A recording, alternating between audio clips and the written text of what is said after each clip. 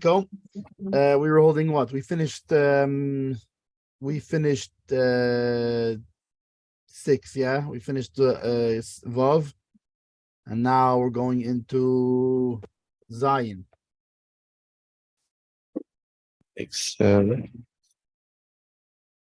Okay. So introduction to Zion.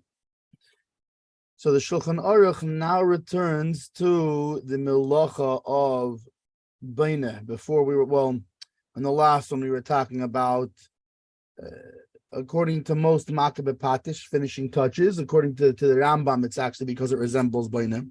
But in general, we were talking about Makkabeh Patish. So now we're returning to the subject of Baina, building, as it relates to structures attached to the ground. So before, in the past 2 sifim at least, we were talking about kalim, we were talking about vessels, things that are what are they called? Vassals or so. There's a word for it. I forget what it is, but there's an English word for things that aren't it's used in real estate too, but things that are not connected to the ground, meaning the property, whatever that could be that are movable.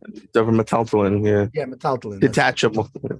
Yeah. Movable stuff. Yeah. And now we're going back to things that are connected to the ground. In the case that we're going to be discussing, one wants to prop up a broken roof beam by placing an object underneath it, right? Like, the classic scenario in that is when they couple it and put an I-beam and that kind of thing to hold it up. In this case, he wants to put an item underneath it. So there are 4 issues that you have to think about. One is a minatera, biblical violation of Baina, of building, because according to the Torah, we're forbidden to improve the roof's beam, its connection to any structure in any way. So based on that, Shulchan Aruch is going to teach that the object can only support the beam, but cannot raise it towards the ceiling. So, right, there's a difference there. There's a big difference when it comes to halacha and Shabbos of prevention or doing an action. When you're stopping something from happening or when you're actually making something happen. So, therefore, if you're just putting something under the beam, it shouldn't cave in further. It shouldn't go further. That's one thing. It's a whole different thing if you actually, when they have the thing that the I-beams like that wind like that you push it up. That's a whole different thing. Now you're raising it. You're doing an actual action. 2. That's the first concern. The second concern is there is a rabbinical thing from Baina.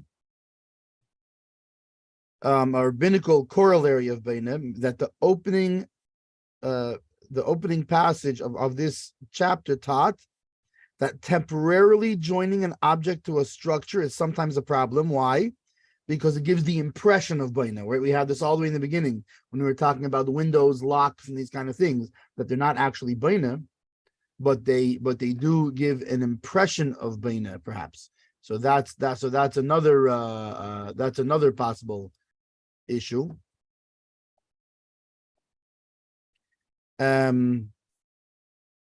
So the Mishna Berura is going to discuss whether this issue applies in our case or not. Meaning, in addition to the question of the Torah level thing of actual building, even let's say you're not doing the Torah level thing of building, is it possible you're still doing the rabbinical level of looking like Baina, looking like building?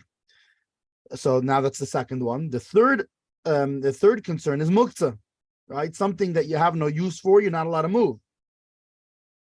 So the thing cannot be muktzah since it must be moved to support the frame or the rafter, right? You have to move it. So if you're moving it, obviously you can't use something that when Shabbos entered had no use. There's the truth is in that case, it's not really it's Tzayir Gufa, you would think. I guess I'll get into it, but I guess that's going to be part of the question. Tzayir Gufa, because you're using it for a secondary use. In other words, you're actually allowed to use something for a second that's for, if you're using it like the olive stick we spoke about, the olive mixing stick, that you're allowed to use it for a secondary use, You're just not allowed to use it for itself, for its own, like to hide it, something like this, to protect it. And that's the third thing, is muktzah. And then the fourth thing is bittul kli mehechane. That rabbinical law forbids putting a non-muktzah kli in a position that prevents someone from being able to move it. This is called bittul kli mehechane, negating a utensil's use, right? Because why is the whole reason that this vessel is not muktzah? The whole reason this vessel is not muktzah is because it has a use. The second you put it somewhere where you can't move it, it's impossible to move it. You've just now negated its use. It no longer has, even though when Shabbos came in, it had a valid use. But now now in the lock, it's a different story. Because when you use the olive, to use a rod or something like this, you could still technically pull it out of the lock and use it for its main use. On the other hand, like we said, a pestle. If you take a pestle, right, and you use that for a lock for the door, you stick it in a hole to lock the door. Okay, you can still. As a matter of fact, it's the whole reason that it's not muktzah that it doesn't have as much of an impression of building is because it's a vessel, and people assume you're going to take it out and use it for its use. But when you're putting it in such a situation where you can't move it, now this thing has no use no longer. So Shulchan Aruch will therefore forbid tightly jamming the object into place to the point where it cannot be removed from under the rafter, meaning we already said that minatayra, you can't lift it. But let's say jamming it in place, let's say the rafter is good and stuck in its place, and by jamming it in place, you're not lifting the rafter at all. But still jamming it in place tightly is going to be a problem. Notes. Alrighty, notes. So, the first one is about binyan Shabbos. So we said that there's the deraisa of boina, and the object can only support said beam but not raise it towards the ceiling. So binyan Shabbos points out, the Sefer binyan Shabbos points out that this holds true even though the beam is not completely removed from the structure, but has merely somewhat slipped out of place. So any lasting improvement to the connection of the beam of the structure is forbidden by biblical law. Again, we're not talking about popping it back into place. We're just talking about supporting it so it doesn't completely slip out. Right. This is unlike the door of a kli that somewhat slipped out of place, which was discussed back in Hay. The laws of Bain are far more stringent with respect to a structure that is attached to the ground. Say a door that came out is actually more makel, even though your mamish putting it back into place. Right. We said the other way around. So long as it is not completely slipped out, it's still considered in. Right. But here, where something is mechubad lakarka, it's much more. The same would hold true for anything attached to the structure, such as a door handle, a screw, a faucet, a floor tile, a window, etc. If it slipped out of place somewhat, even a slight adjustment that makes a lasting improvement of the connection is usur. It's forbidden. Furthermore, as we will see in 314, the next Siman, a large kli that has a capacity of 40 saw has the same laws as a structure attached to the ground. Thus, the same ruling would apply to the handle of a refrigerator or a large closet, which I think we brought up before. So then we continue on saying that there's this rabbinic corollary. You have, this mechse keboina. It seems like boina.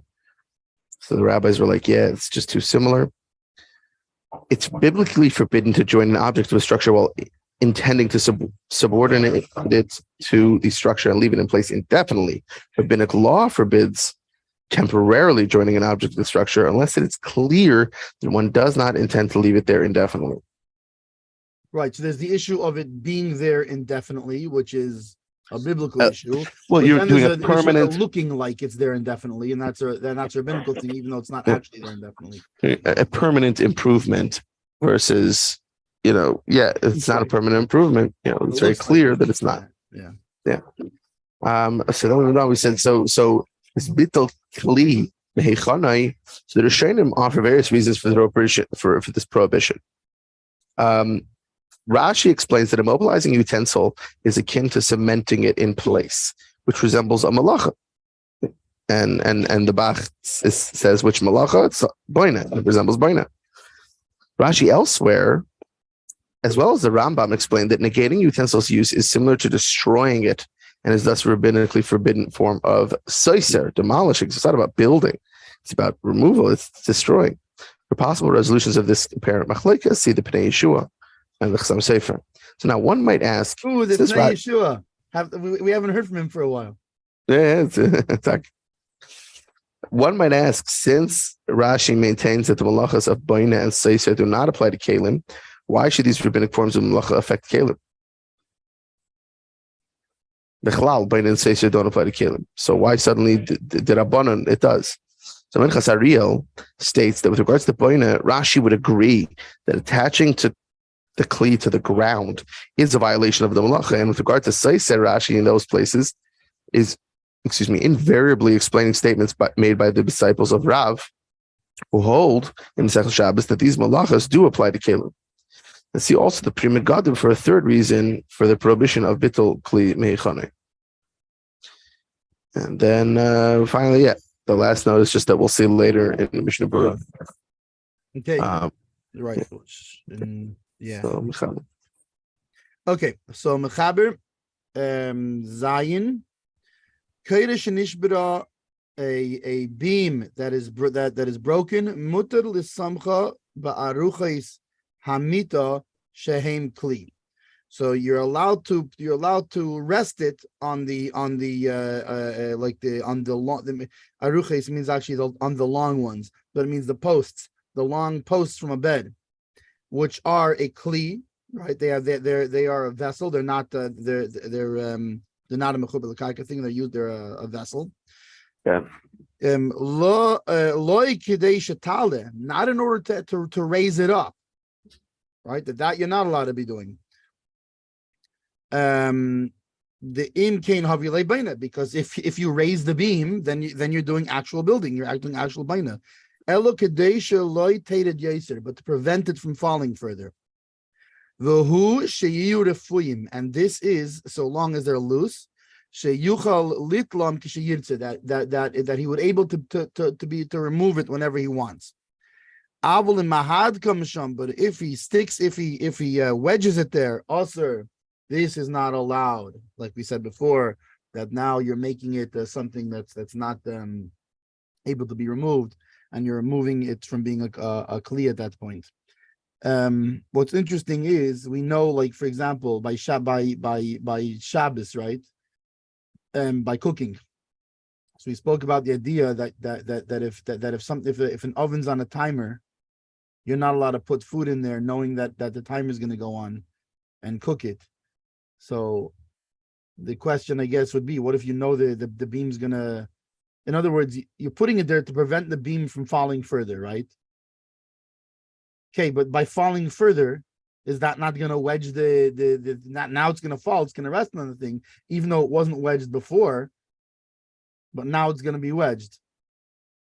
I don't know if that's an issue or not. Yeah, but preventing, that's the whole thing we actually, you and I heard about last night in a different class, right, with regards to even by Bishul, Menias preventing something from being destroyed, meaning preventing it from the food being burnt. That's not Bishul. You're not actively changing the thing. Right, but there's so a here, what's the difference? In other words, in relation to the beam on the roof, Taka, you're right. You're preventing the beam. I'm talking about, but you're actively wedging the thing now. even though as relation to the beam that's coming down, it's prevention, but you're not allowed. But you're not allowed. But it has to be in a way that it can be removed. Right. If that beam's going to settle more, it's gonna now tighten it, and now you won't be able to remove it. So that's why it's going to be a problem. So that's why wedging it, mamish, is also, because it's more of actual baina. You're actually doing a constructive operation as opposed to just preventative. As opposed to something that will just catch the thing. But you're actually going to be wedged. I'm not mitzad the beam. It's no problem. You're just preventing it from falling. It's fine. If something falls on it, that's not a problem. But you're putting it there knowing it's going to fall on it. Anyways, I don't know if that's a concern here, because in other words, right now we're talking in relation to the beam. So in relation to the beam, putting it there, you're just preventing it from settling. But in relation to the bottom thing you're putting under, you're causing it to be wedged. That's not prevention. Anyways, I don't know. It's just a thought. Mishna Berura, Let's see. Mishna Berura is going to be Mem Tes 49. So he said Shehem Kli, right? We're talking about these bedposts, that they are a vessel. Vim eine Kli rak eitz be'alma k'mei makel afal pisha muchenu l'taltel v'kol makim also l'samche tachas akida. However, if it's just a piece of wood like a stick, even if it was prepared before Shabbos, in terms of that you designated it to be able to move it, right? You can still not use it to put under this beam. Why? The dami lebeina, because it's simply because our whole problem here is not if you're doing baina or not. If it looks like baina, so the bedpost, it looks like a bedpost. So therefore, you're not going to give the impression. Now, the only problem is if you wedge it, fine, you have a problem. But if not for the wedging, it's fine because it doesn't look like baina, which is our problem here. Meaning, once you've eliminated the fact that you're not raising it, so you've gotten out of the biblical commandment part, right? So you're just doing prevention. So now your next level issue is, does it look like baina? So fine, with a bedpost, it doesn't look like baina. With a stick, even if you designated it, it looks like baina. It looks like you're building. Kain Kosov Magen Avram. This is what the Magen Avram says. Avol Ilya Rabba with Tesef Shabbos Chelkim Alav, but the Ilya Rabba and Tesef Shabbos, they do not agree with him. Umatirim bechol davar sheshem kli olav l'inyan tiltul. And they allow anything that is called the kli in terms of being able to move it, meaning if it has been taken out of, now where it's interesting how he's going through the levels of concern, right? As long as you don't have the concern of muktzah, because then you have a concern of muktzah, that's another concern. But if you've designated it before Shabbos, you have no concern of muktzah. They're not concerned with the fact that it's a stick and it doesn't look like, they're less concerned with that. Why? Because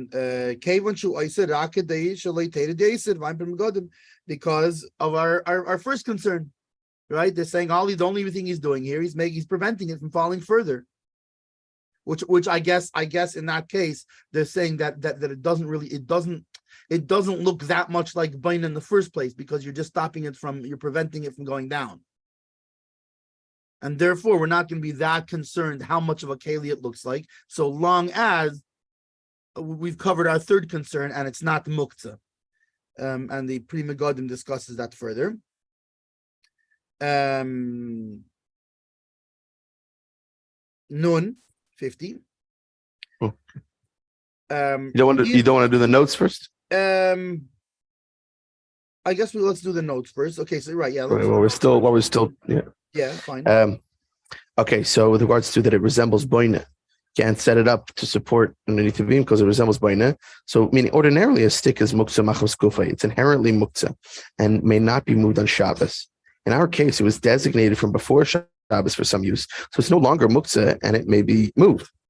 It has an alternative usage on Shabbos itself, so then you can move it around. Nevertheless, it may not be used to support the beam because this resembles boina. So, fine, it's not muktzah, but still. You're still not allowed to do baina. As you see, so the Magen Avraham maintains that although the object is not being used to raise the beam, but only in order to prevent the beam from falling further, they're still concerned for giving the impression of baina. So this is going on like what you were bringing up before. So now passage 1 taught that this concern does not apply when joining an independent kli to a structure. So back in Sif Aleph, we taught, it doesn't apply. When you're attaching a separate keli, so like the stick to an existing structure, we're not worried about that since people do not subordinate their kelim to a structure. The Magen Avraham here teaches that it's insufficient in our case to use a stick that happens to have been designated as a kli because it's not clear enough that one does not intend to leave the stick in place indefinitely. Maybe that's going to become the permanent thing. That's your DIY around your house.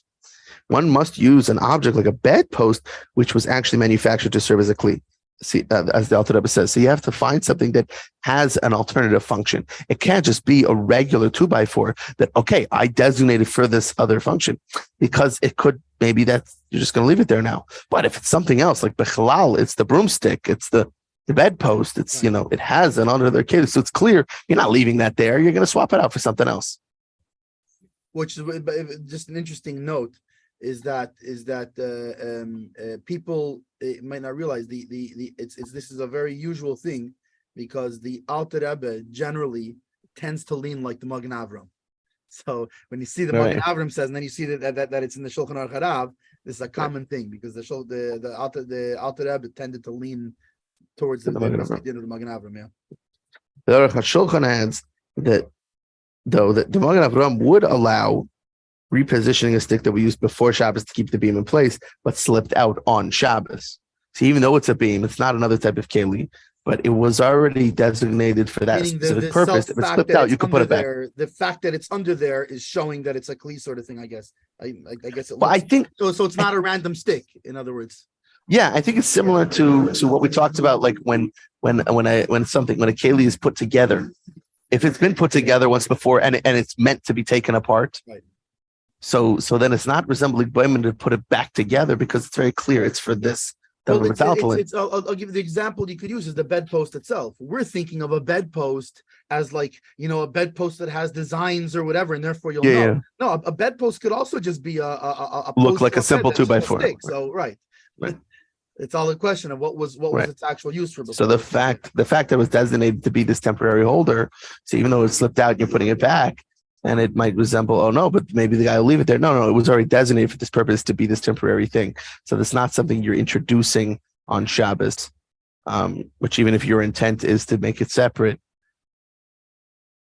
it's different because that could still things. I guess it could still seem like that, or that could still change. But if it's pre-designated like that before Shabbos, then it just has this shame on it. It has this name on it. It has this function. It has this dedication to it. This kavanah on it. So that's more. If it's pre-established. It's interesting because you see a lot by Shabbos. If something is pre-established before Shabbos, there's a much stronger status than that which if you establish that status on Shabbos itself. If you establish it on Shabbos itself, the Chachamim are still very worried in this and other cases that okay, but it could maybe go another way, or it could seem like it could go another way. So we're worried about you can't do that. But as long as it's pre-established before Shabbos as such, then it's a much safer. Like okay, fine, we're fine with that. Yeah, it's kind of interesting. Okay, sorry, let's quickly go through. So now we went further along in the Mishna Berura says, so you're only acting to prevent the beam falling down further. Pun intended on the further.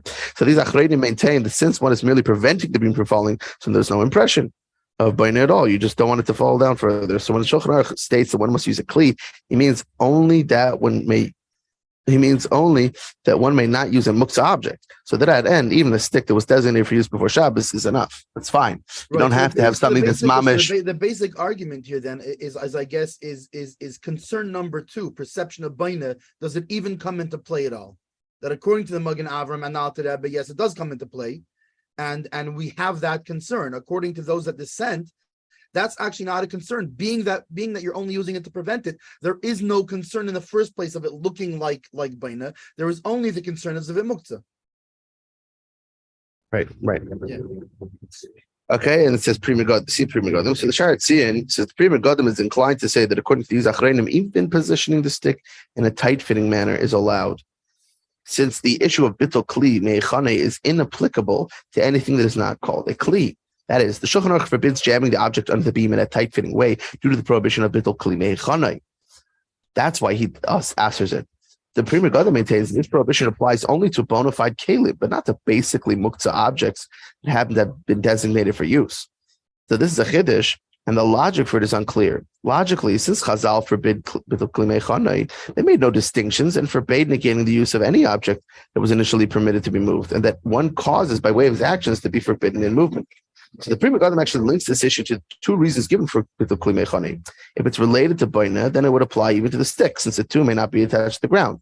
But if the issue is seiser, then this does not apply to the objects that happen to have been designated for use from before Shabbos.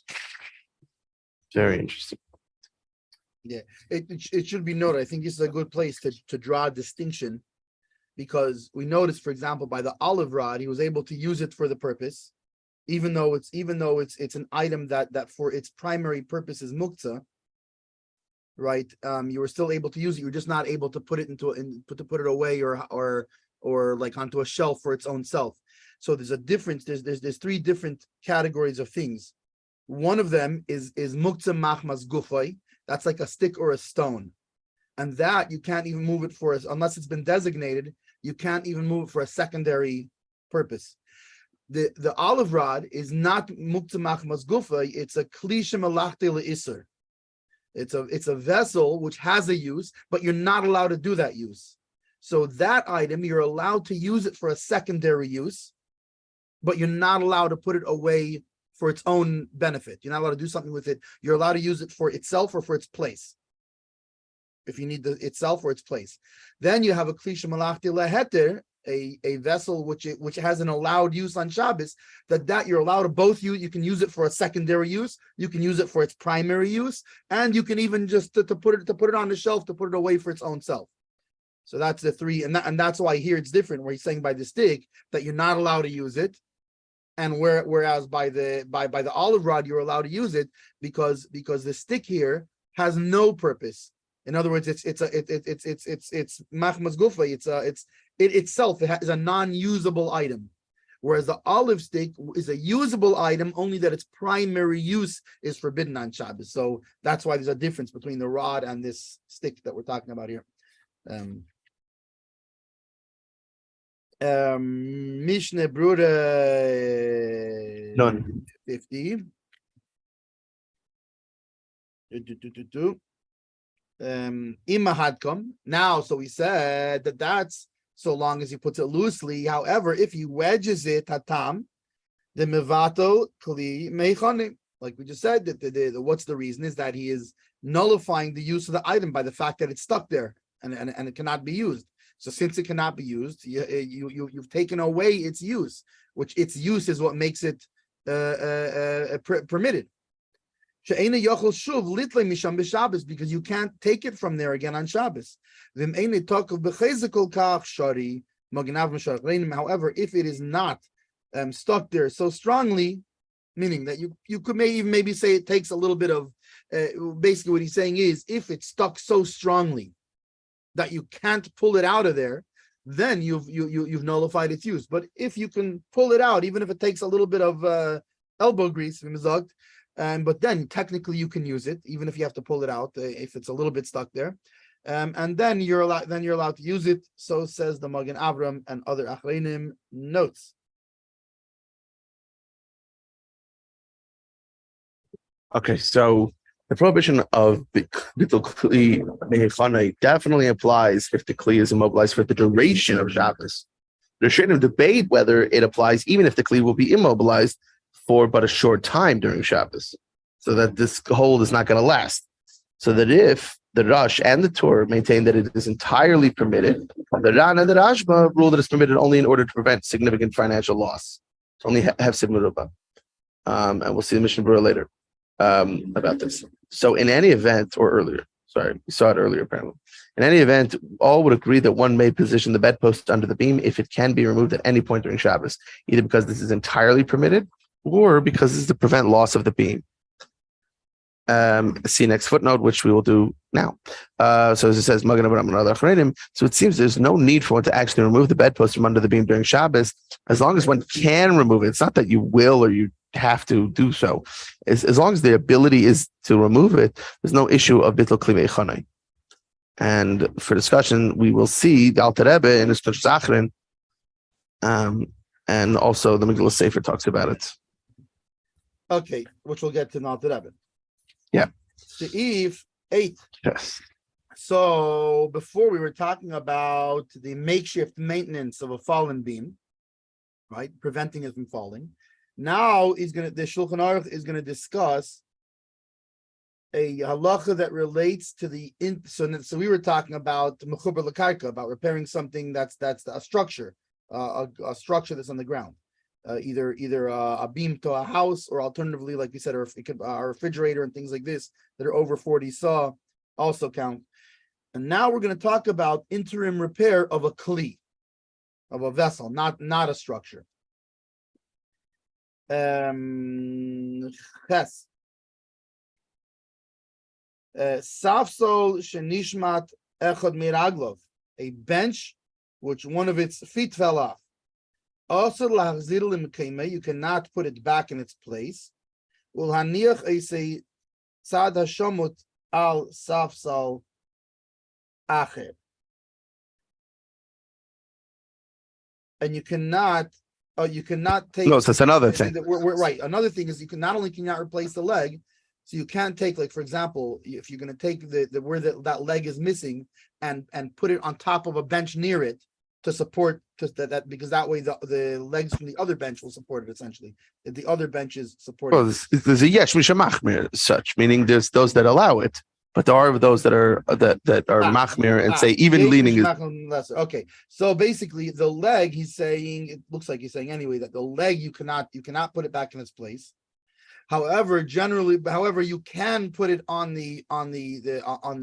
another bench. However, there are those that forbid leaning it on the bench. Mishna Berura 51.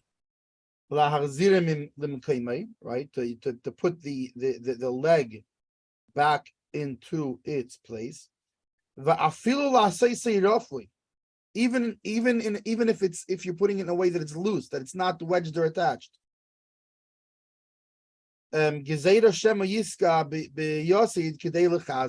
we're worried that you're gonna put, this is actually how I actually have an IKEA table that's made like this, that it has legs in it, right? And then there's a nut, there's a screw and a nut that tightens it. Now let's say it fell out. So he's saying you can't put it back in because now you're worried that I'm gonna put in the thing and put in the screw. And once I'm doing that, as opposed to just leaning it on the leg, right, which for now should be fine, but we're worried that I'm going to go and go ahead and tighten it. Or back in those days, maybe it wasn't a screw with a nut. Maybe you would. It's a hole, right? The hole that goes into where the table is, and you knock a peg into it to keep it a wooden peg. Sense. You might wedge it in with a peg. You might come to do it in a way that's not permitted once you're doing it loosely. Remember, when we say wedge, we're talking about the Chazal definition of wedge, which is it's a connection that makes things one. Yeah. Yeah. Or whatever it is, according to the Alter Rebbe, that it's tight fitting. You can't. It's hard to remove it. Is right. What kind of removability it takes? Which again, things like screws are proper. Yeah. Right. And in this case, according to both. Whichever way you want to look at it, it checks both of those tick boxes. Yeah. Right.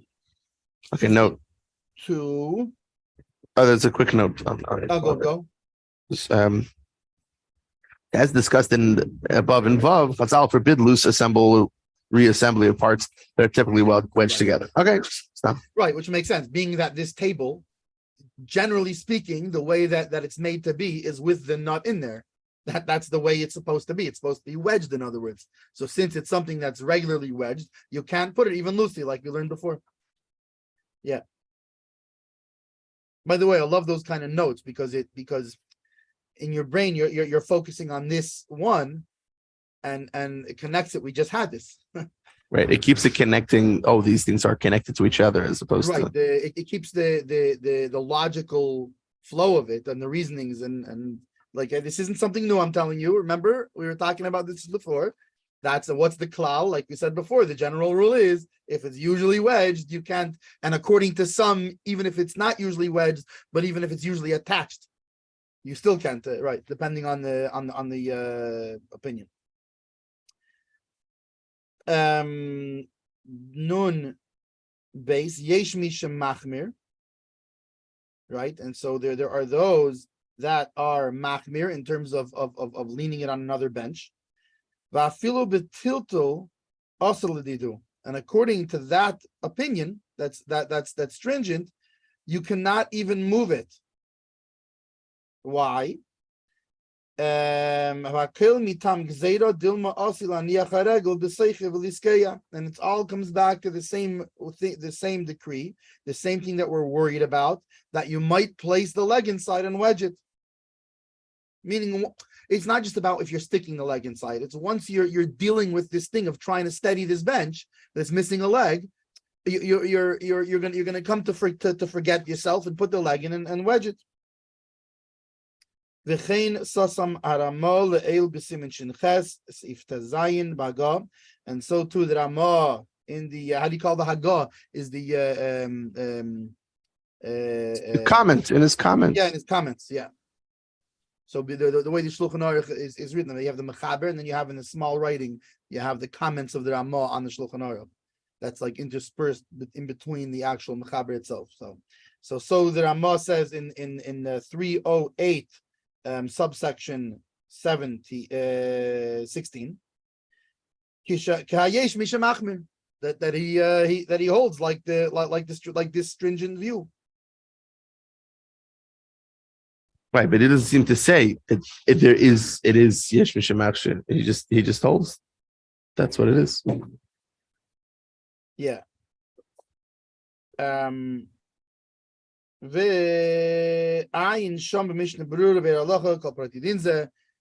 you can look further in the Mishnah Berura and the Beir Halacha to see the Chafetz Chaim's explanation on all of these things more in detail over there, where it's talking about these things. Which the notes might say. Okay, so first of all, we're saying that it's machmir, even moving it, it's usher according to this yesh mishamachshir machmir. Shasharat Tzion on the rules categorically, the one may not move a stove whose legs slipped out. Whereas here, with regards to the bench, he states only that some are stringent in this regard. So we see the Beis Yosef. Oh. Yeah, it's off. Thanks. Sorry. See the Beis Yosef. Beis Yosef cites Trubas Hadeshin, who initially suggests a distinction between the stove, which is non-functional without its leg, and the bench, which can be rested upon another bench. Trubas Hadeshin is more inclined to say, however, that the stove too could be stood up and it's missing only one leg, and the Gemara forbids moving it in that case as well. Accordingly, the same would apply to the bench. Trubas Hadeshin concludes that one should be stringent in this manner, and that is the source of Shulchan Aruch's statement here. So then we further said that all because you might place it in the leg inside and then end up wedging it. So note that Chazal imposed a decree against moving a broken kli that's still functional only if making use of it in its current state is somewhat difficult or inconvenient, as in our case, where one would have to lean the bench against another. However, making use of the kli poses no particular difficulty, meaning a kli whose door fell off. Then one can move it and use it as usual. Right. And the Rav Shlomo Zalman Auerbach points that out. Makes sense. Right. So alternatively, in this case, let's say you have a bench that has, legs on the side and further legs in the middle, and one of the middle legs came out and it's still completely usable. This problem doesn't, you don't have such a problem. Right. So the Ramah said, he said that the Ramah rules according to this Machmir. So the Ramah simply states this is the halacha without saying that it's a yesh machmir. And the Ramah thus maintains that this is the practical law. So here's an afkamina you could say between Ashkenazim and Sephardim. Sephardim would have what to rely on. Say, okay, you could use it. Okay, we could be machmir, but okay. Right. Bottom line, the mechaber paskins, it's fine. In a time of need or whatever it is. Have some ruba or like I said, otherwise, yeah. Whereas Ashkenazim wouldn't be able to do that. The Ramah says no. This is halacha. Now we said see the Mishnah and Beir Halacha for details. To summarize, Mishnah Berura says one may sit on the bench if this will not cause it to move. The Beir Halacha says one may move the broken bench if there's concern that it will cause injury. In that case, one may even move it over to a second bench that will support it, and one may then sit on it provided it will not cause it to move. In some cases, the Mishnah Berura says there's no concern for fixing the bench on Shabbos and it could be moved. One, Aleph, the leg did not slip out but actually broke such that a replacement leg is needed. Or Bays, the leg is no longer available. So it slipped out, but maybe the dog ran off with it or whatever. Kids were playing with it. Right. You can't find it. Being that the whole concern, this hinges on his reasoning, because being that the whole concern. You can't wedge it in. Right. You're not going to be able to wedge it back into place. It's the same reason you're gonna take the leg and come to wedge it in, because you're trying to use this bench. You're gonna come, okay, if you don't have the leg, or if the leg is broken, mamish, this whole concern goes out the window. What reason do you have to wedge it in? There's no point of wedging it in. So yeah.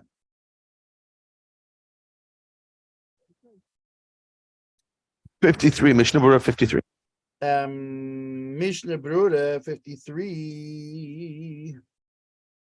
V'ayin la'el simin shinches, and see above in 308. Hainu d'sham neveir, that there it is explained im yoshav al hakvar kach pam echad mibe'ed yom k'shei samach al saf salacher, that if he sat on it already one time when before Shabbos, meaning we're talking about at this point if on Shabbos.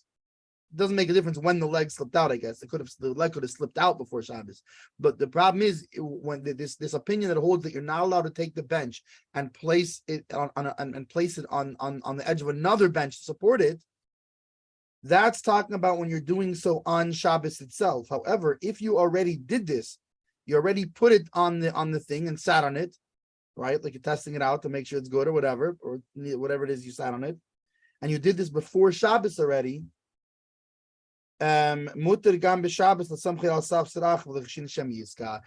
not worried. Then you can do it on Shabbos also, and you're not worried that you might come to wedge it in because you've already established before Shabbos that for said bench this will be considered normal use essentially, and therefore you're not worried you're going to come to put it in because you've changed its normal use to it's used by sitting by leaning it on a second bench, and that's how you use it.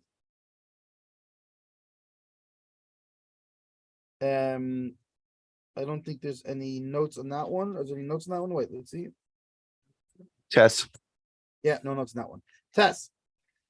So now we continue on the same vein with the rules of Hatekeya eitz be'eitz. So if you wedge a piece of wood onto another piece of wood, Bein shetaka b'masmer, whether with a nail, Bein shetaka be'eitz atzmei achinis achid, or he wedged them together with the wood itself, meaning perhaps like a groove, tongue and groove sort of thing, where like if you've seen like wooden drawers like that are all wood, not like your IKEA ones that are made with pegs.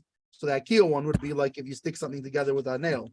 With the wood on wood, they're made with like this, and you put them together and you knock them in place. They're puzzle pieces. Yeah, it's right. a very strong. You're not using a third. You're not using a third piece to connect them. A dowel of any sort. It's a very tight connection that will right. hold. So so whether you did it that way or that way, this is a tolda, meaning it's an offspring. It's an offspring of Beina, right? Like you have there's the Av Malachis, the primary Malacha itself, and then there's a tilde of Beina, but the tildes are also mitayraisa things, and it's not a Drabanan tilde, but it's not the main one. It's the extensions of it's an extension of Beina.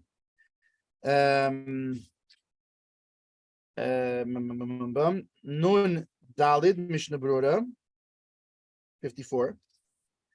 Be'etz atzmei. So he said if you do it either with a nail or with the wood itself.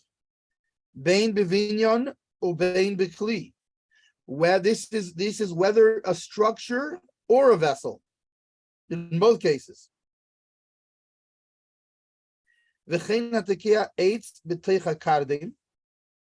Similarly, somebody who puts he wedges wood into an axe. Or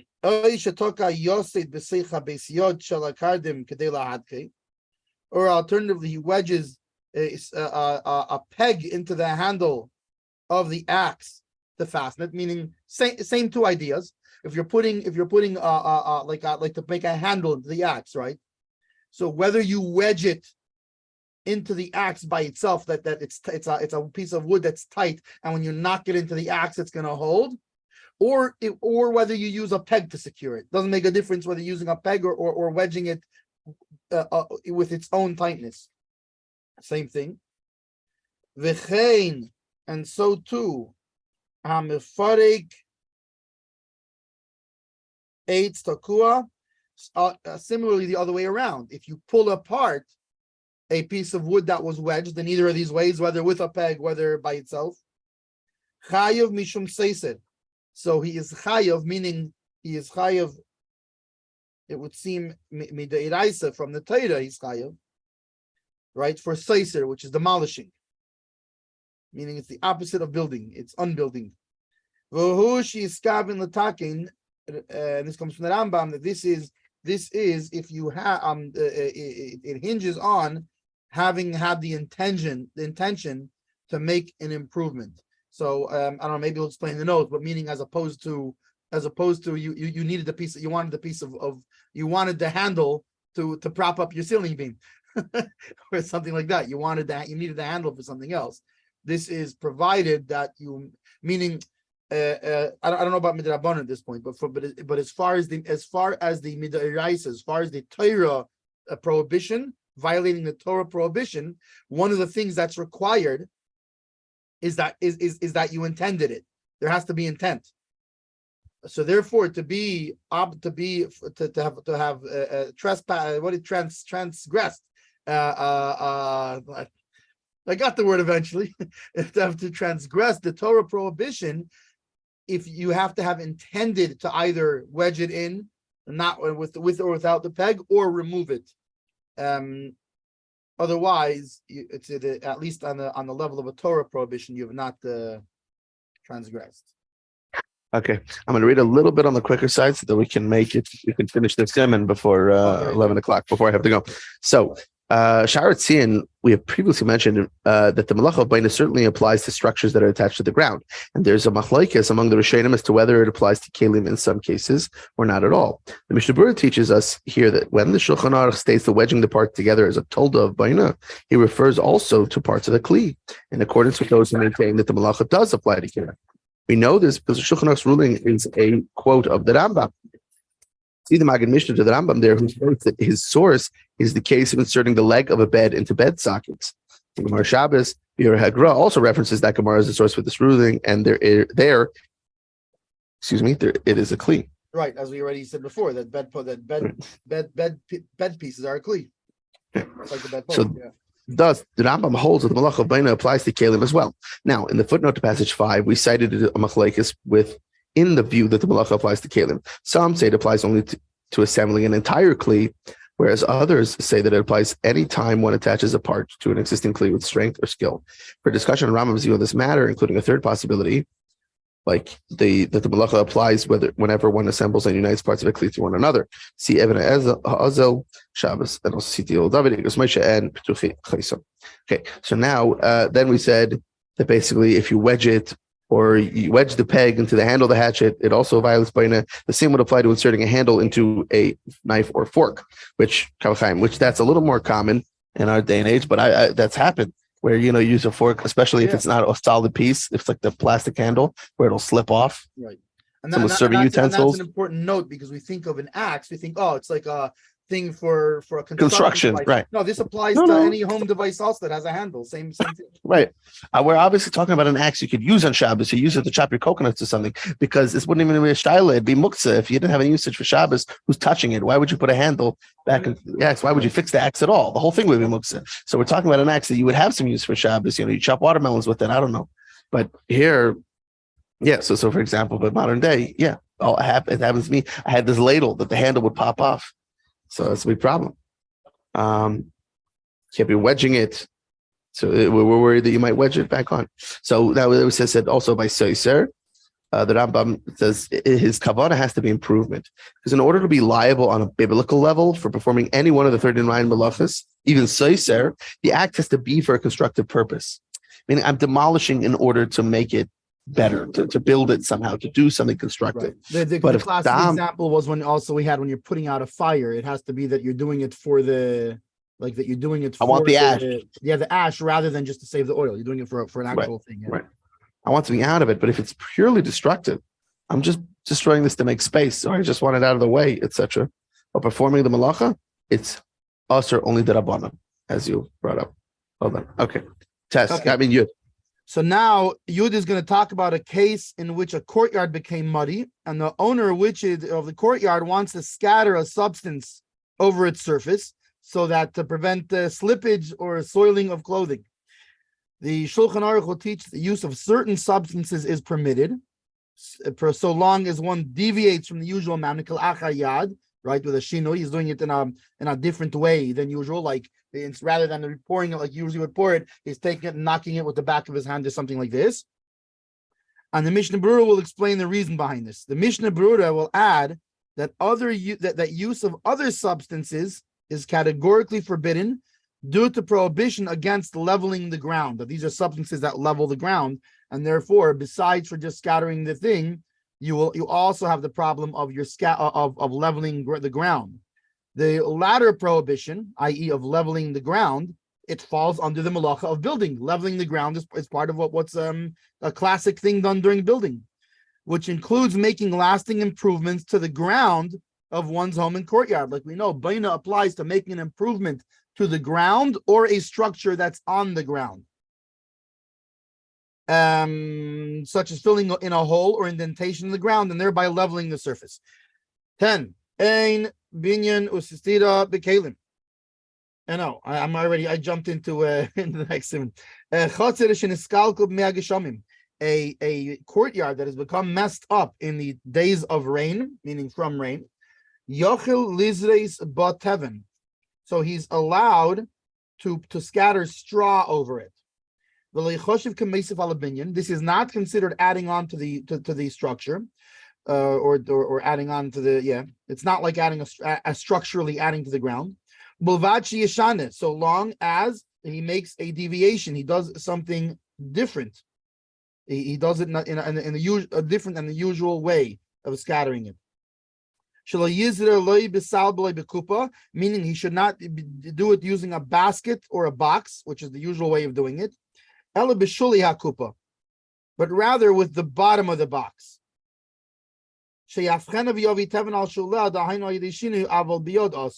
That meaning that he should put it on, he should turn the box upside down, put the straw on the bottom of the box, of the upside down box, and then he's scattering it with a deviation, meaning he's kind of like, rather than pouring it out from a box, that you can't do that, and you also can't do it with your hand, which is usual. So he's putting it on the bottom of an overturned box and like shaking it off from the top of that, which is a different way than usual of doing it.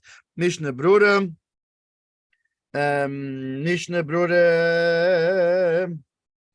55. And this is not considered adding, meaning it's not considered leveling, right? Mishum delay mevatel lehasam. Why? Because you're not mevatel. You don't subordinate the straw to the ground. It's not an item that you subordinate to the ground. Why? Because it has other purposes that it's usable for, right? Either to feed animals or to make mortar out of it. And like we learned before, that the primary thing of baina, with baina, it has to be something that's subordinated to building, like boards or things like or nails or things like this, that you tend to leave in there.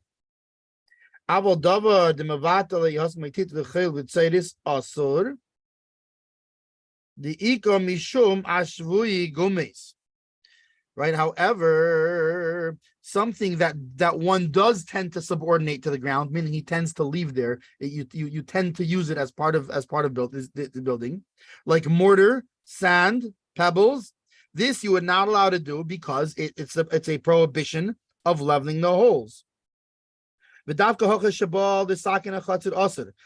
this is specifically when one's intent is to make an improvement in the courtyard. But if he does it in a different manner, or in a different situation, circumstance, like for example, they spread sand to cover the spit, right, or to cover whatever dirt and this and that. I remember there was a fish place that used this. They used to scatter sawdust. That was how they cleaned the floor. Was they rescattered sawdust? This was in L.A., a famous fish and chips place of the fish grill. Shadi, it's allowed. Shadi lechapi sarek beifid, because it's allowed to cut the chase sarek beifid. You're allowed to cover the spit with dirt. Like it says in 310, when he's not, his intent is not for the purpose of building. Because this whole covering spittle, you're not Yeah. doing it. No one's building anything with it. So yeah. Okay. So as the Mishnah Berura, so we go back since it's fit for animal. Nun Vav is Nun Vav, I guess, goes to the other. No, I will be. Should we do? I will be Yod. Well, I was just going to do the notes on Yeah, the fine, hay go ahead. first while we're still thinking Yeah, go. about that. Since it's fit for animal fodder or for manufacturing mortar, the Mishnah Berura will soon mention the issue at hand is the prohibition against leveling the holes in the ground. Now, this prohibition is applicable only if the object being placed in the hole is meant there to remain there indefinitely. Otherwise, one is merely placing an object in a hole rather than permanently filling it up. In our case, the straw will not be left in place, since even after one steps on it and becomes dirty, it is still fit to be fed to animals or for mortar. Therefore, scattering it on the ground poses no issue of leveling holes in the ground. It is permitted, provided that one deviates from the usual manner of scattering it, as the Shulchan Aruch stipulated. Yeah. B, the Sharatzian. This is right from chapter 372. Oh, it's already 11 o'clock. The passage 16, where we see the pebbles placed in the ground are presumed to have been subordinated to it. Note that these items must have been designated for use from before Shabbos. Otherwise, they are muksa machmas gufay, and the muksa may not be moved in any event. This is taken from the Magen Avraham. Shulchan Aruch, however, seems to imply there's a different concern, since he stated that scattering straw poses no concern for adding to a structure, thus implying the use of a mortar or the like would be considered adding to the structure. Thus, placing a substance on the ground in order to be able to walk there without slipping and hurting one's garments, or planning to leave the substance there indefinitely, is forbidden under boina, because it improves the ground irrespective of leveling holes in the ground. Indeed, Bach mentions that putting these substances down is forbidden both because one is adding to the structure and due to leveling the ground. And Rabbi Akiva Eiger notes this point in his glosses to Magen Avraham. Chai Adam, however, makes it clear the Shulchan Aruch statement that one is adding to the structure actually refers to filling in the holes in the ground. And see the Alter Rebbe. Discussion of why there might be no issue of improving the ground and independent of filling of these holes. See was David Yeshua and the Aruch HaShulchan, who states that scattering these substances on the ground is a biblical level prohibition because it's inherent improvement of the courtyard, and one subordinates these substances to the ground irrespective of leveling the ground. Hold on a second. I just got to do something. Sorry.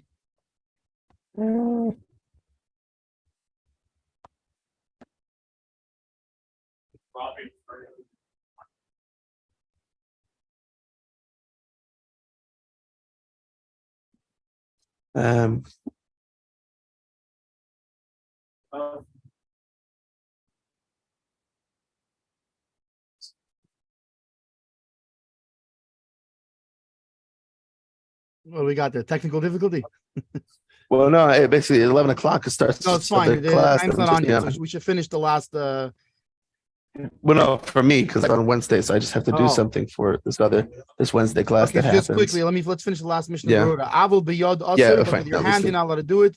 Mishum de'uvda dechil, because this is the way you do it in a week. By the any Yehudi shari, but through a non-Jew, he's allowed to ask him to do it. If he really needs, that it's a rabbinical honor, rabbinical, being that this itself is a rabbinical, and furthermore, asking a non-Jew to do something is a rabbinical. Additionally, we know that there's a rule that anytime there is a way that you can do it, meaning that if you were to do it in a different way, you would be able to ask a non-Jew to do it, and if he does it in a regular way, it's fine, being that there was a way that you could have done it, even though you yourself were not allowed to do it besides for in a regular way. And this comes from the Taz, as we will see later when we get to the Taz. Boker Tov Yossi, ma nishma? Boker Tov, everybody. How's everything? Baruch Hashem. It's good to see you. That's the best thing to see. That's the best thing to see in the morning is another Jew. There's nothing more exciting. Thank you for sending me the message. Yeah, my pleasure. And I'll keep sending you. And Nash and everybody. Good morning. I saw it when I woke up. I was asleep. Yeah, good. Listen, what a great thing to wake up to, no? You know. It's good. Not only I see I see a Jew. I see a Jew with the Beit HaMikdash behind him, the way it's supposed to be. That's what a Jew should look like. You should have a Beit HaMikdash behind him. Right. Hopefully. Amen. Amen. Amen.